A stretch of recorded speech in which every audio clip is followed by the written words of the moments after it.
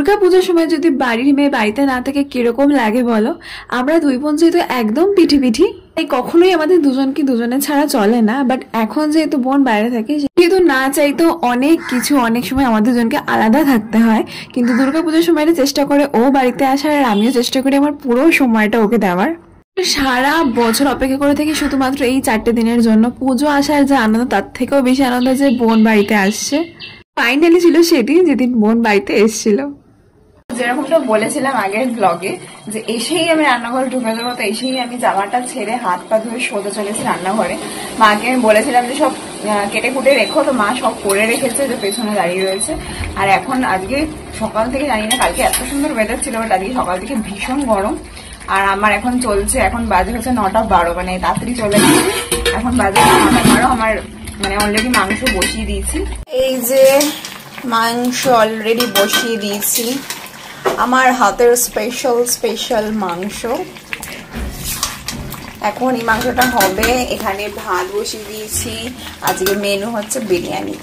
বোন যেহেতু বলেছে যে আমি আমার হাতে বিরিয়ানি খেতে ভীষণ পছন্দ করে, বোন যেহেতু বলেছে যে আমি বিরিয়ানিটাই করিস তুই, তোর হাতে খাবো, তো বিরিয়ানিটাই করছি। বেরিয়ে গেছে ও আজকে, মানে কালকে তো মনে হয় সারা রাত ঘুমায়নি আনন্দের চোটে।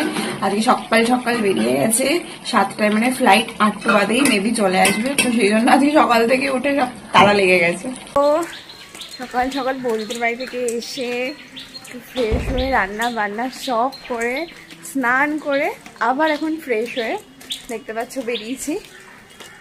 বোন চলে এসছে, এখন মোটামুটি বাজে হচ্ছে 12টা। হ্যাঁ, 1 বছর পরে বাড়িতে আসার ফেরার অনুভূতিটা না সত্যি আলাদা হয়। যারা জানে, মানে যারা বাইরে থাকে তারা একমাত্র বোঝে।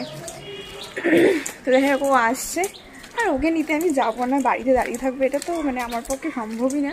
আমি যদি পারতাম তো আমি এয়ারপোর্ট অবধি চলে যেতাম, কিন্তু সেটা আর পসিবল হয়নি, যে আমি ছিলাম না। যাই হোক, এখন যাই বোনকে আনতে। ভিডিও কিন্তু দেখতে দেখো, মিস করো না। আমার সাথে যাচ্ছে আরেকজন, এই যে আমার পার্টনার, তো দেখতে থাকো।